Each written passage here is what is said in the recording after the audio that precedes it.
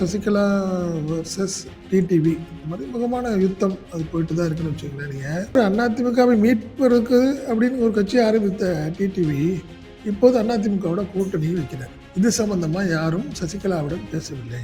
அவங்களுக்காக தான் கட்சி ஆரம்பிச்சேன்னு சொன்னாரு.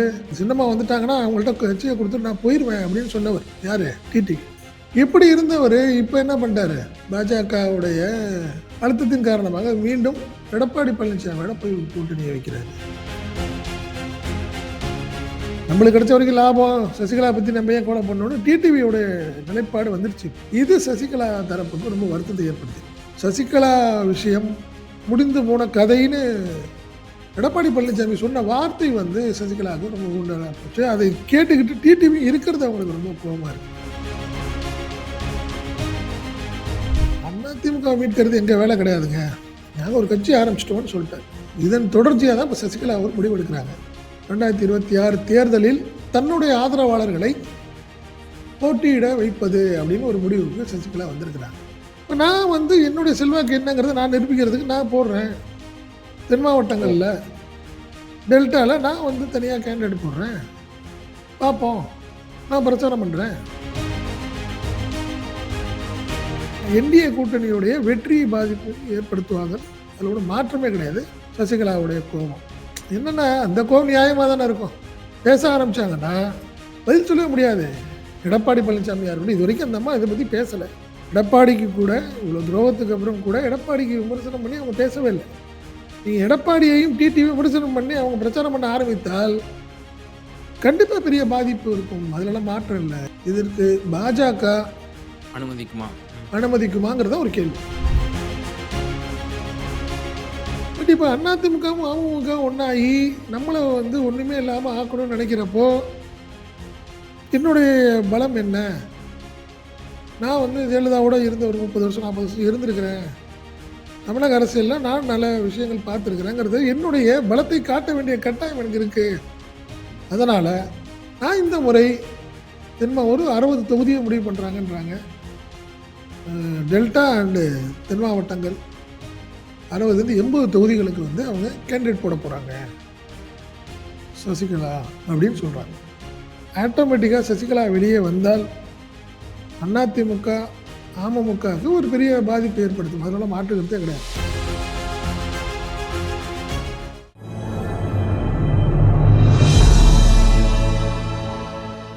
தமிழ் நியூஸ் நேயர்களுக்கு வணக்கம். இன்றைய நேர்காணலில் நம்மோடு இருந்திருப்பவர் தமிழ் நியூஸ் ஆசிரியர் மற்றும் பத்திரிகையாளர் திரு செந்தில் சார். சார் வணக்கம். வணக்கம். வணக்கம் சார். டிடிவி தினகரன் அவர்கள் தன்னுடைய கட்சியிலிருந்து ஒரு பெண் நிர்வாகி அவர்களை வந்து அடிப்படை உறுப்பினரிலிருந்து நீக்கியிருக்கிறாரு. காரணம், அம்மையார் சசிகலா அவர்களை வந்து சந்திச்சதனுடைய எதிரொலியாக இப்படிப்பட்ட ஒரு அனௌன்ஸ்மெண்ட் வந்திருக்கு. தன் சொந்த சித்தி அவங்கள சந்திச்சு பேசுறதுல அப்படி என்ன வந்து கட்சிக்கு முரணான கொள்கை கோட்பாட்டுக்கு எதிராக அவங்க வந்து போயிட்டாங்கன்னு சொல்லி அந்த பெண்மணியை வந்து கட்சியில இருந்து நீக்கியிருக்காங்க. என்ன போர் போய் கொண்டிருக்கிறது திரு டிடிவி தினகரன் மற்றும் அவர்களுடைய சின்னமாக இருக்கக்கூடிய சசிகலா அவர்களுக்கும்? 4-5 வருஷமாகவே சசிகலா வர்சஸ் டிடிவி அப்படிங்கிறது மறைமுகமான யுத்தம் அது போயிட்டு தான் இருக்குன்னு வச்சுங்களேன். நீங்கள் அதாவது கரெக்டாக இப்போ சட்டமன்ற தேர்தல் முடிவாகி ஜெயலலிதா இறந்துட்டாங்க. 2வது முறை மீண்டும் ஆட்சிக்கு வந்த ஜெயலலிதா உடல்நலம் பாதிக்கப்பட்டு ஆஸ்பத்திரியில் இருந்து அவங்க இறந்துட்டாங்க. இறந்ததுக்கப்புறம் பார்த்திங்கன்னா எல்லாத்துக்கும் தெரியும், குழப்பமாச்சு. என்ன, அவர் தான் இடைக்கால முதல்வரானவர் ஓபிஎஸ். பட் அவர்கிட்ட கட்டாயமாக இழுத்து ராஜினாமா கடிதம் வாங்கிட்டாங்கன்னு சொல்லி அவர் தர்ம யுத்தம் ஆரம்பிக்க, இதன் தொடர்ச்சியாக என்ன பண்ணாங்க, சசிகலா டீம் தனியாக கூவத்தூரில் போய் அவங்க எல்லாம் அடைக்கலமாகி அங்கே சசிகலாவுக்கு கரெக்டாக அந்த வருமானத்துக்கு அதிகமான சொத்து சேர்த்த வழக்கில் வந்து அவங்க 2வது அவங்களுக்கெல்லாம் தண்டனை, அவங்க வந்து பரப்பனகிராரம் சிறையில் அடைக்கப்பட்டாங்க. 4 வருஷம் சிறை தண்டனை கிடைச்சதுன்னு வச்சுக்கலேன். அந்த சம்பவத்தை அப்போ தான் என்ன பண்ணாங்க, சசிகலா எடப்பாடி பழனிசாமியை சிஎம் ஆக்கிட்டு போனாங்க. இதுதான் நடந்தது. அவங்க சிறைக்கு போய் ஒரு வாரம் ஒரு 10 நாட்களுக்குள்ளே இன்னொரு குழப்பம் வந்தது. அப்போ பார்த்தீங்கன்னா இவர் எடப்பாடி பழனிசாமியையும் ராஜினாமா பண்ண சொல்லி டிடிவி ட்ரை பண்ணுறாரு. ஒரு குழப்பமாக அடுத்த கட்டத்துக்கு குழப்பத்துக்கு வந்து ஆரம்பிச்சிச்சு. டிடிவி என்ன சொல்றாரு, இல்ல, இல்ல ஏன்னா ஆர்கே நகர் எலெக்ஷன்ல அவர் தான் கேண்டிடேட். பட் அந்த எலெக்ஷன் நின்னுடுச்சுன்னு வச்சுக்கங்களேன் எலெக்ஷனு. பட் அந்த டைம்ல என்ன பண்ணாரு, இந்த எலெக்ஷன்ல ஜெயிச்சு நான் சிஎம் ஆயிடுறேன் அப்படின்னு சொல்லி எடப்பாடி பழனிசாமிட்ட கட் பண்றாரு. அவரை வந்து நீங்க ராஜினாமா பண்ணிடணும் அப்படிங்கிற மாதிரி ஒரு நெருக்கடியை கொடுத்தாங்க. இதன் தொடர்ச்சியா தான் என்ன பண்றாங்க, அதிமுக நிர்வாகிகள்லாம் ஒண்ணா சேர்ந்து பிஜேபி கன்சர்ன்ல சசிகலாவையும் டிடிவியும் கட்சியை விட்டு நீக்குறாங்க. இதன் தொடர்ச்சியா நான் ரொம்ப சுருக்கமா சொல்லிட்டேன். இதெல்லாம் நடந்ததுன்னு வச்சுக்கோங்க. அடுத்தடுத்த சில வாரங்கள், சில மாதங்கள் நடந்த விஷயங்கள் இதெல்லாம் நடந்தது. இந்த நிலையில தான் என்ன பண்ணாரு டிடிவி சசிகலாவை போய் ஜெயில்ல பரப்பன அக்ரஹாரம் ஜெயில்ல போய் பார்த்தப்போ என்ன பண்ணாரு, இல்ல, இல்ல இப்படியே இருந்தா சரியா இருக்காது. நம்மளை நீக்கிட்டாங்க. ஸோ நம்ம ஒரு கட்சி ஆரம்பிப்போம். அந்த கட்சிங்கிறது என்னன்னா, அதோடைய கொள்கையே என்னன்னா அதிமுக மீட்பது. அப்படிதான் அந்த கொள்கையின் அடிப்படையில் ஒரு கட்சி ஆரம்பிக்கிறாங்க 2018 மார்ச் 15ன்னு நினைக்கிறேன். மேலூர், மதுரை மாவட்டம் மேலூர்ல அமமுக கட்சி துவக்கப்பட்டது. அது சசிகலாவுடைய கன்சர்ன்ல தான் அந்த கட்சி ஆரம்பிக்கப்பட்டது. அதன் தொடர்ச்சியாக தான் பார்த்தீங்கன்னா டிடிவி ஆதரவு எம்எல்ஏக்கள் 18 பேர் தகுதி நீக்கம் செய்யப்படுகிறாங்க. அவங்க என்ன கவர்னர்கிட்ட போய் தலைமையை மாற்றணும்னு சொல்லி ஒரு மனு கொடுக்குறதன் அடிப்படையில் பார்த்தாங்கன்னா என்ன பண்ணுறாங்க, எடப்பாடி சபாநாயகர் தனபாலின் அடிப்படை வச்சு 18 பேரையும் தகுதி நீக்கம் பண்ணிடுறாரு. ஸோ அந்த 18 பேருடைய எம்எல்ஏ பதவி பறிக்கப்பட்டுருச்சு. அந்த தேர்தல் அது +3 மொத்தம் 21 சட்டமன்ற தொகுதிகளுக்கான இடைத்தேர்தல் நடந்தது. எம்பி எலெக்ஷனுக்கு முன்னாடி நடந்ததுன்னு வச்சுங்களேன். அந்த எலெக்ஷனில் அமமுக போட்டியிடுது. ஜெயலலிதா இவங்க சசிகலா வந்து சொல்லி அமமுக போட்டியிடணும் அப்படின்னு சொல்லி அவங்க நிற்கிறாங்க. ரைட். பட் 2019 பாராளுமன்ற தேர்தல், அந்த தேர்தலையும் அமமுக நிற்கணும் அப்படின்னு சொல்லி டிடிவி நடத்துது. டிடிவி போய் கேட்குறாரு. கேட்குறப்ப என்ன சொல்கிறாங்க, வேண்டாம் நம்ம அதிமுக எதிராக நம்ம நிற்கக்கூடாது. காரணம் என்னன்னா, நம்ம கட்சி வந்து அதிமுக மீட்பது அப்படின்னு அடிப்படையாக தான் நம்ம கட்சி ஆரம்பிச்சிருக்கோம். ஸோ நம்ம எதிர்த்து நிற்க ஆரம்பிச்சோம் அதிமுக வந்து நம்ம ரைவல் ஆகிடுவோம், அது அழிஞ்சிரும், அதிமுக அழிஞ்சிரும், வேண்டாம் அப்படின்னு சொல்லி சசிகலா சொல்கிறாங்க. அதில் 2 பேருக்கும் பிரச்சனை ஆரம்பிக்குது, டிடிவிக்கும் சசிகலாவுக்கும். அந்த பாராளுமன்ற தேர்தலில் போட்டியிட்டதே வந்து சசிகலாவுக்கு பிடிக்கல. ஸோ அதுலேருந்தே பேச்சுவார்த்தை நின்றுச்சுன்னு வச்சுங்களேன். இந்த நிலையை தான் 2021 ஜனவரின்னு நினைக்கிறேன் சசிகலா வந்து விடுதலை ஆகிறாங்க. 4 வருட சிறை தண்டனை முடித்து வெளியே வர்றாங்க. வரும்போது அவங்க என்ன சொன்னாங்க, எனக்கு வந்து அதிமுக கொடி ஏந்திய தொண்டர்கள் தான் என்னை வந்து வரவேற்கணும், நீங்கள் வந்து வேறு எதுவும் பண்ணாதீங்க. ஏன்னா பல இடங்கள்லையும் பார்த்தீங்கன்னா அமமுக தான் வரவேற்பு கொடுத்தது, அதிமுகவில் தான் இல்லையா, அதிமுக தான் கட்சி விட்டு நீக்கியாச்சுங்கிறதுனால எடப்பாடி தெளிவாக இருந்தார், யாரும் போய் சசிகலாவை பார்க்கக்கூடாது அப்படிங்கிற ஒரு பெரிய அழுத்தத்தில் இருந்தது. இப்படி ஒரு சூழ்நிலை வந்து தொடர்ந்து என்ன பண்ணுறாரு டிடிவி, அதிமுக எதிராகவே அவருடைய செயல்பாடுகள்லாம் இருக்கிறது. அது வந்து அவங்க சசிகலா ஏன்னா கரெக்டாக அவங்க விடுதலை ஆகி இந்த 2021 சட்டமன்ற தேர்தலையும் அமமுக நிற்கிது. ஜனவரியில் அவங்க ரிலீஸ் ஆகுறாங்க. கரெக்டாக மே மாதம் மீண்டும் எலெக்ஷன் வருது, ஏப்ரல் லாஸ்ட்டில். அந்த தேர்தலில் அவங்க போட்டியிடுறதையும் சசிகலா விரும்பவில்லை. அப்போ தான் என்ன சொல்கிறார் டிடிவி, அவங்கள நீங்கள் வந்து எனக்கு பிரச்சாரம் பண்ணணும்னா நான் முடியாது, அதிமுக எடுத்து நான் பிரச்சாரம் பண்ண மாட்டேன்னு சொல்லிட்டாங்க. இதன் தொடர்ச்சியாக அவங்க 2 பேருக்கும் பேச்சுவார்த்தை இப்போ இல்லை. இந்த நிலையில் வந்து அவர் அதிமுகவை மீட்பதற்கு அப்படின்னு ஒரு கட்சி ஆரம்பித்த டிடிவி இப்போது அதிமுகவோட கூட்டணி வைக்கிறார். இது சம்பந்தமாக யாரும் சசிகலாவிடம் பேசவில்லை. சரி, நல்லதோ கெட்டதோ அவங்களுக்கு அதான் கட்சி ஆரம்பிச்சேன்னு சொன்னார். எங்கள் சின்னம்மா வந்துட்டாங்கன்னா அவங்கள்ட்ட கட்சியை கொடுத்துட்டு நான் போயிடுவேன் அப்படின்னு சொன்னவர் யார், டிடிவி. இப்படி இருந்தவர் இப்போ என்ன பண்ணிட்டாரு, பாஜகவுடைய அழுத்தம் தொடர் அப்படின்னு சொல்கிறாங்க. அழுத்தத்தின் காரணமாக மீண்டும் எடப்பாடி பழனிசாமியோட போய் கூட்டணியை வைக்கிறாரு. ஒரு தாய் மக்கள் நாங்கள் எங்களுக்குள்ளே இருந்தது பங்காளி சண்டை பேசுகிற விஷயங்கள் சசிகலா விரும்பலைன்னா என்னென்னா, சரி கட்சி ஆரம்பிச்சிங்க ரைட்டு, என்கிட்ட ஒரு வார்த்தை இது கூட்டணி கூப்பிட்றாங்கன்னு சொல்லலாம். இது அது கூட சசிகலா வந்து ஒரு சரி ரைட்டு டாலரேட் பண்ணி இருக்கும்போது, இந்த நிலையில ஒரு போன வாரத்தில மீண்டும் ஒரு கேள்வி கேட்குறாங்க. நிருபர் ஒருத்தர் கேள்வி கேட்குறாரு. சேலத்திலன்னு நெனைக்கிறேன். சசிகலா என்ன அப்படின்னு. சசிகலா ஓபிஎஸ் முடிஞ்ச கதைங்க அப்படின்னு சொல்லிட்டாரு. இது சசிகலாவுக்கு ரொம்ப கோபத்தை ஏற்படுத்துது. இந்த விஷயத்தில டிடிவி எந்த வார்த்தையும் சொல்லல. அவர் சைலன்ட்டா அப்படியே இருந்துட்டாரு. நம்மளுக்கு கிடைச்ச வரைக்கும் லாபம். சசிகலா பத்தி நம்ம ஏன் கோல பண்ணணும்னு டிடிவியோட நிலைப்பாடு வந்துருச்சு இப்போ. இது சசிகலா தரப்புக்கு ரொம்ப வருத்தத்தை ஏற்படுத்தியிருக்கு. ம்ஹ்ம். அந்த கேள்விக்கு பதில தவிர்த்துருக்கலாம். வேண்டாங்க. ஏங்க திருப்பி திருப்பி அதே பதில் சொல்றீங்க அப்படின்னு தவிர்த்துருக்கலாம். சசிகலா விஷயம் முடிந்து போன கதைன்னு எடப்பாடி பழனிசாமி சொன்ன வார்த்தை வந்து சசிகலாவுக்கு ரொம்ப உண்டான போச்சு. அதை கேட்டுக்கிட்டு டிடிவி இருக்கிறது அவங்களுக்கு ரொம்ப கோவமா இருக்கு. அவங்க எடப்பாடியும் ஒரு காலகட்டத்தில் சசிகலாவோட உருவாக்கப்பட்டவர். அமமுகவும் சசிகலாவுடைய ஆசீர்வாதத்தில் உருவாக்கப்பட்ட கட்சி. இப்ப அவங்க 2 பேரும் ஒண்ணாகி இப்ப சசிகலாவை தனியாக்கிட்டாங்க பாருங்க. ம். அந்த வருத்தம் இப்ப அவங்களுக்கு இருக்கு. நம்மளெல்லாம் அந்த கவர்மெண்ட் உருவாக்கிட்டு போனோம். சரி நம்மளுக்கு இருக்கட்டும். சரி அதிமுகவை நம்ம மீட்போம். அதுக்கு ஒரு கட்சி ஆரம்பிக்கணும்னு கேட்டீங்க. சரி கட்சி ஆரம்பிக்க ஓகேன்னு சொன்னாங்க.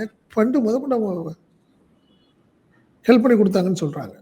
அந்த எலக்ஷன் டைம்லலாம் சொல்றேன் நானு. இந்த நிலையில இப்போ டிடிவி என்ன பண்றாரு? எடப்பாடி பதில் சொல்றத அவரு காதுலே வாங்காத மாரி உட்கார்ந்திருக்காரு. அது இல்லாமல் மீண்டும் என்ன சொல்ட்டாரு? இப்போ டிடிவி என்ன சொல்றாரு? அதிமுக மீட்கிறது எங்க வேலை கிடையாதுங்க. நாங்க ஒரு கட்சி ஆரம்பிச்சிட்டோம்னு சொல்ட்டாரு. ம். ஸோ இதன் தொடர்ச்சியா தான் இப்ப சசிகலா ஒரு முடிவு எடுக்கிறாங்க. 2026 தேர்தலில் தன்னுடைய ஆதரவாளர்களை போட்டியிட வைப்பது அப்படின்னு ஒரு முடிவுக்கு சசிகலா வந்திருக்கிறாங்க. கண்டிப்பா. அதாவது நீங்க என்ன சொல்றீங்க? இப்ப டிடிவிக்கு எப்படி ஒரு ஆதரவு இப்ப டிடிவியே எப்படி மரியாதை வந்துச்சு? 2021 தேர்தல்ல போட்டியிட்டு ம். அதிமுக வெற்றியை பாதிக்கும் அளவுக்கு ஒரு வாக்கு வாங்கினதுனால தானே இப்ப இன்னைக்கு மரியாதை அவருக்கு. ஆமா. கடந்த ஆமா. 20, 25 தொகுதியில நல்ல கணிசமான ஓட்ட வந்து பிடிச்சாரு. காலி பண்ணீங்க. அதனால நீங்க எல்லாம் ஒண்ணா சேர்ந்துட்டீங்க. என்னைய மறந்துட்டீங்க. இப்ப நான் வந்து என்னுடைய செல்வாக்கு என்னங்கிறத நான் நிரூபிக்கிறதுக்கு நான் போடுறேன். தென் ஓ! மாவட்டங்கள்ல, டெல்டால நான் வந்து தனியா கேண்டிடேட் போடுறேன். பார்ப்போம். நான் பிரச்சாரம் பண்றேன். ஆனா அப்படிங்கிற சார், ஒரு முடிவுக்கு இந்த 2 பேரோட நிலைப்பாடுலயும் கடந்த காலத்துல முரண்பாடு இருந்திருக்கு இல்லையா? இப்ப அம்மையார் சசிகலா அவர்கள் வர்றாங்க சிறையிலிருந்து. அவங்க அதிமுகவுக்கு எதிரா நான் பிரச்சாரம் செய்ய மாட்டேன்னு சொல்லி, டிடி தினகரனுக்கு வாய்ஸ் குடுக்கல. ஆ அப்படி இன்னொரு சொல்லப்போனால் அரசியல் விமர்சகர்கள் ஒரு கருத்தையே முன்வைப்பாங்க. அம்மையார் சசிகலா மட்டும் திரு டிடி தினகரனுக்கு வந்து அ வாய்ஸ் குடுத்திருந்தாங்க அப்படின்னா, அதிமுகவோட வாக்குகள் கணிசமாக பிரிந்து கிட்டத்தட்ட கண்டிப்பா, கண்டிப்பா, 15% வாக்கு கூட டிடி தினகரன் பெற்றிருப்பார் அந்த தேர்தலில் அப்படின்ற விஷயம் சொல்லப்படுது. கண்டிப்பா. உண்மதான். அவங்க வாய்ஸ் குடுக்கல. இப்போ டிடி தினகரன் கணிசமா ஓட்ட பிரிச்சாரு. பிறகு அவர் நாடாளுமன்ற தேர்தல்ல 2 சீட் தான் வாங்கி நின்னாரு. அவரோட வாக்குப்பலம் ரொம்பவே சரிவடைஞ்சுச்சு நம்ம பார்க்கிறோம். அவரும் ஓகே. வேற வழியே இல்ல. ஏடிஎம்கே தான், இபிஎஸ் தான். அவர் வந்து தன் பொதுச் செயலாளர் பதவிய தக்க வச்சுட்டாரு. அவர போய் அங்க போய் சரண்டர் ஆகுங்கிற ஒரு பேச்சே வச்சுக்குருவோம். அம்மையார் சசிகலாவும் அதிமுகவுக்கு எதிரா கடந்த காலத்துல பிரச்சாரம் பண்ணல. இவரும் போய் வேற வழியே இல்ல. அதிமுகனா இபிஎஸ் தான் அப்படின்னு சொல்லி அங்க போய் சரண்டர் ஆகுறாருன்னு இருக்கும் பொழுது, இதுல என்ன முன்னுக்கு பின் முரண வந்து அவங்க கண்டுட்டாங்க அம்மையார் சசிகலா. என்னங்க நீங்க அந்த அந்த கவர்மெண்ட் 2021ல அந்த கவர்மெண்ட்ட காப்பாத்துனது சசிகலா. அத மறக்க முடியாது. யாரும் ம். மறுக்கவும் முடியாதுன்னு நெனைக்கிறேன். சரி நீங்க வரவேற்புக்கு அப்புறம் நீங்க எலக்ஷனுக்கு வேண்டாம். தேர்தல் வேணாம். ஒரு நட்பு முறையில அவங்க ஒரு பழக்கத்துல இருந்திருக்கலாம். அதிமுக நிர்வாகிகள் யாரும் கண்டுக்கல. ரைட்டு. இதுல முழுக்க முழுக்க டிடிவி அவங்களால தானங்க கட்சிக்கே வந்தாரு. அதிமுகவுக்கு ம். ஜெயலலிதா அவங்க வந்து கட்சிய விட்டு நீக்கிட்டாங்கங்க. ஆமா. நீக்கப்பட்ட நபரை துணை பொதுச் செயலாளர் ஆக்குனது சசிகலா. டிடிவிய அதிமுகவோட துணை பொதுச் செயலாளர் ஆக்கிட்டு போனாங்க போறப்போ. ஆர்கே நகருடைய கேண்டிடேட்டாவும் சொல்லிட்டு போனாங்க. ம். ம். ரைட்டு. சரி ரைட்டு பரவால்ல. அதுக்கப்புறம் பிரச்சனைகள் ஆயிடுச்சு. சரி தனி கட்சி ஆரம்பிச்சு வச்சுக்கப்பா நம்ம பார்த்துக்கலாம். என்னைக்காவது ஒரு நாள் அதிமுகவ நம்ம சரி பண்ணிக்கலாம்னு நெனச்சது தான் சசிகலாவுடைய எண்ணம். ரைட்டு. வேண்டாங்க எம்பி எலக்ஷன் வேண்டான்னாங்க. 2021 சட்டமன்ற தேர்தலும் வேண்டான்னாங்க. ஆனாலும் எலக்ஷன் நின்னாரு. இதெல்லாம் இருக்கட்டும். இப்போது போய் சேரும்போது ஒரு டிஸ்கஸ் பண்ணலாமே. எனக்கு ஒரு ம். நிர்பந்தம் இருக்கு. சரியா இருக்காது. ம். ஏங்க அவங்களை மனதில் வைத்து தாங்க ஒரு கட்சி ஆரம்பிக்கிறீங்க. அப்ப ஜெயில்ல இருந்தாங்க ரைட்டு. இப்ப வெளிய இருக்காங்க. ஒரு வார்த்தை. உறவினருங்க அவங்க. இங்கே இருக்க அதிமுக நிர்வாகிகள் பலரும் அவருடைய ஆசீர்வாதத்தில் தான் அதிமுகவில் இருந்தாங்க. அமைச்சராக இருந்தாங்க, பொறுப்பில் இருந்தாங்க, மாவட்ட செயலாளர் இருந்தாங்க. அவங்களாம் தானே சசிகலா யாரும் மறுக்க முடியாதுல்ல. அவங்க குடும்பத்தில் இருந்தவங்க தானே. அது எம்என் நடராஜனாக இருக்கட்டும், சசிகலாவாக இருக்கட்டும், ராவணனாக இருக்கட்டும், திவாகராக இருக்கட்டும், ஒவ்வொருத்தரும் பேர் பட் எல்லாமே ஒரே குடும்பம் தானே அவங்க. ம், ம். அவங்களுடைய ஆசீர்வாதத்தோடு தானே இருந்தவங்க அவங்கெல்லாம். Right, AIADMK right.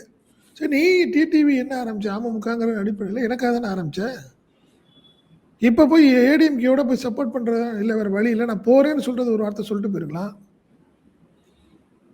சரி, சசிகலாவுக்கு அதிமுகவுக்கு மீண்டும் வாய்ப்பு இருக்கான்னு கேட்குறப்போ எடப்பாடி பழனிசாமியாவது வேண்டாங்க, அவங்க ஒதுக்கிட்டாங்க, அவங்க அவங்க வேலையை பார்க்குறாங்க, ஏன் திருப்பி அவங்கள பற்றி கேட்குறீங்கிறது வேற. முடிந்து போன கதை, நீக்கப்பட்டவர் தான் நீங்கள் சொல்கிறதுங்கிறது ரொம்ப இரிட்டேட்டிங்காகவும் ஏற்படுத்துமா இல்லையா? இதை டிடிவியாவது நினச்சி பார்த்துருக்கணும்ல. அதாவது நான் சேர்றது பெருசு இல்லை. நாளைக்கு அவங்க சசிகலாவை நீங்கள் யாராவது கேட்குறப்ப விமர்சனம் பண்ணீங்கன்னா எனக்கு சங்கடம் அப்படின்னு டிடிவி சொல்லியிருக்கலாம். ஓகே. உண்மையா இல்லையா? அந்த வருத்தம் இப்போ அவங்களுக்கு இருக்கு. இப்போ நீங்கள்லாம் ஒன்றாயிருவீங்க, நான் மட்டும் எதிரியா? கடந்த தேவர் குரு பூஜையின் போது கூட பன்னீர்செல்வம், திரு செங்கோட்டையன், திரு டிடி தினகரன் மூவரும் போயிருந்தாலும் அம்மையார் சசிகலாவை பார்த்தது செங்கோட்டையன் மற்றும் பன்னீர்செல்வம் மட்டும்தான். டிடி தினகரன் அந்த சபையில இல்ல. இல்லை, இப்பயும் கூட அதனால தான் அமமுகவுக்கு நான் வரமாட்டேன்னு சொன்னாங்க. நீ என்னைக்கு அதிமுக எதிர்த்து நீ நின்னியோ நான் நல்லா இருக்காது அப்படின்னு நிலைப்பாடு தான் இன்ன வரைக்கும் அவங்க இருந்தாங்க. பட் இப்போ அதிமுகவும் அமமுக ஒன்றாகி நம்மளை ஒன்றுமே இல்லாமல் ஆக்கணும்னு நினைக்கிறப்போ என்னுடைய பலம் என்ன? நான் ஜெயலலிதாவோட இருந்த ஒரு 30 வருஷம் 40 வருஷம் இருந்திருக்கிறேன். தமிழக அரசியலில் நான் நல்ல விஷயங்கள் பார்த்துருக்குறேங்கிறது என்னுடைய பலத்தை காட்ட வேண்டிய கட்டாயம் எனக்கு இருக்குது. அதனால் நான் இந்த முறை ஒரு 60 தொகுதியை முடிவு பண்ணுறாங்கன்றாங்க. டெல்டா அண்டு தென் மாவட்டங்கள் 60-80 தொகுதிகளுக்கு அவங்க கேண்டிடேட் போட போகிறாங்க சசிகலா அப்படின்னு சொல்கிறாங்க. இந்த ஜீவித நாச்சியார் அவங்க திருமங்கலமா, அமமுகவில் திருமங்கலம் எனக்கு வாங்கி தருவாங்களா இல்லையான்னு தெரில, சின்னம்மா கூப்பிட்டாங்க, நான் போகிறேன், நான் தான் திருமங்கலம் கேண்டிடேட்டு அப்படின்னு அந்த அம்மா சொல்லியிருக்கு. இதன் தொடர்ச்சியாக தான் என்ன பண்ணுறாரு நேரம் டிடிவி அவங்களை அடிப்படை உறுப்பினர் நீக்கிறார். ஸோ இப்போது ஆட்டோமேட்டிக்காக சசிகலா வெளியே வந்தால் அதிமுக அமமுகவுக்கு ஒரு பெரிய பாதிப்பு ஏற்படுத்தும். அதனால மாற்றுக்கிறதே கிடையாது. அம்மையா சசிகலா வாய்ஸுக்குன்னு ஒரு பவர் இருக்கு, நிச்சயமா அவங்களுக்குன்னு ஒரு ஓட் பேங்க் இருக்கு அப்படின்னு சொல்லி வரும் அரசியல் விமர்சகர்கள் சொல்றாங்க. இப்போ அவங்க இப்போ இந்த தேர்தல்ல என்னைய காலி பண்ணிட்டு நீங்க எல்லாம் ஒன்று சேர்ந்திருக்கீங்களா, நான் ஒரு கேண்டிடேட் போடுறேன், தென் தமிழகத்திலயும் போடுறேன், நான் எங்கெங்கெல்லாம் பவரா இருக்கணும், அண்ணா திராவிடர் கழகம் அவருடைய சகோதரனுடைய கட்சியின் வாயிலாக அவங்களுக்கு நான் வாய்ஸ் கொடுத்து அந்த கட்சி இல்லை, இப்போ புதிய கட்சி ஆரம்பிக்க போறாங்கன்னு சொல்றாங்க. என்னன்னு தகவல் தெரியல. சோ இப்போ கேண்டிடேட் போடுறாங்க அப்படின்னா அதிமுக அவனுடைய வாக்குகள் எந்த அளவுக்கு பிரிவதற்கான வாய்ப்புகள் இருக்கு? முக்குளத்தோர் வாக்குகள் கணக்கின்படிதான் அதிமுக டிடிவி தினகரனை வரவழைப்பதற்கு சம்மதித்தது என்ற கருத்து இருக்கு. அதை ஃபுல்லா ஸ்பாயிலர் பண்ணிடுவாங்களா அம்மையார்? கண்டிப்பா கண்டிப்பா கண்டிப்பா. ஒருவேளை எனக்கு இந்த ஓபிஎஸ்ஸோடைய மௌனம் கூட சசிகலாவோட சேர்ந்து டிராவல் பண்ண போறாரான்னு தெரியல. இப்போ நீங்கள் தென் மாவட்டங்களில் முக்குளத்தோருடைய முகமாக பார்க்குறது ஓபிஎஸ் அண்டு சசிகலா தான். நீங்கள் அதை யாராலையும் மறுக்க முடியாது. டெல்டாலையும் அப்படிதான். செல்வாக்குன்னு இவருக்கு டிடிவி என்னங்க செல்வாக்கு? சசிகலாவால் அப்படிங்கிறது தானே, வேற என்ன பெரிய செல்வாக்கு அவருக்கு? ஓகே. ஸோ அதனால் பார்த்தீங்கன்னா சசிகலாவும் ஓபிஎஸும் சேர்க்கிறாங்களா இல்லையான்னு தெரியல. சசிகலா தனியாக கேண்டிடேட் போட்டாலும் கூட நீங்கள் சொன்ன மாதிரி பெரிய ஸ்பாய்லர் தான், அதில் ஒன்றும் மாற்றம் இல்லை. ஒரு 60-80 தொகுதி சொல்கிறாங்க. கண்டிப்பாக குறைஞ்சா சொன்னாலும் 25-30 தொகுதியை கண்டிப்பாக அதிமுக என்டிஏ கூட்டணியுடைய வெற்றி பாதிப்பு ஏற்படுத்துவாங்க. அதில் ஒன்றும் மாற்றமே கிடையாது. சசிகலாவுடைய கோபம் என்னென்னா, அந்த கோபம் நியாயமாக தானே இருக்கும். பேச ஆரம்பித்தாங்கன்னா பதில் சொல்லவே முடியாது. எடப்பாடி பழனிசாமியார் கூட இது வரைக்கும் அந்த அம்மா இதை பற்றி பேசலை. எடப்பாடிக்கு கூட இவ்வளோ துரோகத்துக்கு அப்புறம் கூட எடப்பாடிக்கு விமர்சனம் பண்ணி அவங்க பேசவே இல்லை. சரி ரைட்டு, பார்ப்போம் அப்படி தான் ஏதாவது பேசிகிட்டே இருப்பாங்க. நீங்க எடப்பாடியையும் டிடிவி விமர்சனம் பண்ணி அவங்க பிரச்சாரம் பண்ண ஆரம்பித்தால், கண்டிப்பா பெரிய பாதிப்பு இருக்கும். அதுலலாம் மாற்றம் இல்ல ஹக்கீம். ம். ஆனால் கடைசியில ஒரே ஒரு விஷயம் தான். இதற்கு பாஜக அனுமதிக்குமா? ம். அனுமதிக்குமாங்கிறது தான் ஒரு கேள்வி. ம். ஏன்னா கடந்த காலங்கள்லாம் சொல்றது காரணம், இது பிஜேபி பச்சை கொடி காட்டல. அதனால தான் சசிகலா அமைதியா இருக்காங்கன்னு ஒரு தரப்பு சொல்லிட்டு இருந்தாங்க. ஆனால் சசிகலா தரப்பு சொல்றது என்னன்னா, அதிமுகவை எதிர்த்து வேண்டாங்கிறது தான் அவங்களுடைய நிலைப்பாடு. அதனால தான் அமைதியா இருந்தாங்க. இன்னைக்கு அதிமுக தொடர்ந்து நம்மள தூக்கி போடுறப்ப, இனிமே நம்ம என்ன செய்யறது? நம்ம செல்வாக்க காட்ட வேண்டிய கட்டாயத்துல நம்ம இருக்கோம். அப்படிங்கிறது அவங்களுடைய நிலைப்பாடு அப்படிங்கிறாங்க அவங்களுடைய ஆதரவாளர்கள். ஸோ கடந்த காலத்துல எப்படி அம்மையார் சசிகலாவ தேர்தல் களத்துக்கு வரவிடாம, அவங்கள ஓரங்கட்டி வச்சாங்களோ பாஜக, இப்போ அந்த சாத்தியங்கள் மீண்டும் இருக்கிறது. பட் ஆனா இவங்க இந்த வாட்டி நம்ம பொலிட்டிக்கல் வாய்ஸ் ஒண்ணு குடுத்து, நிச்சயமா பாடம் புகட்டணும் இபிஎஸ்ஸுக்கும், அதேபோல கூட இருந்து நம்பிக்கை துரோகம் செய்த தினகரன் அவர்களுக்கும், அப்படிங்கிற ஒரு எண்ணம் அவர்களுக்கும் இருக்கிறது. இருக்கு. ஓபிஎஸும் அதே ஒரு சாக்காக வைத்து தான் மௌனம் காத்துக் கொண்டிருக்கிறார் அப்படின்னு எடுத்துக்கலாம். ஆமா. கண்டிப்பா நான் தான் நினைக்கிறேன். ம். இந்த ஒரு விஷயத்துல சவுத்துல இவங்க 2 பேரும் இறங்கி அரசியல் பண்ண ஆரம்பிச்சா டர்ன் ஆகுங்க. கண்டிப்பா டர்ன் ஆகும். அதுல ம். மாற்றமே இல்ல. எடப்பாடிக்கு எதிரான மனநிலை தான் சவுத்துல இன்னமும் இருக்கு. டிடிவி போய் சேர்ந்தது கூட பலரும் ஏத்துக்கல. எதிர்த்து போஸ்டரு, ம். சோசியல் மீடியாலாம் டிடிவி விமர்சனம் பண்றவங்களும் இன்ன வரைக்கும் பண்ணிட்டு இருக்கிறாங்க. ம்.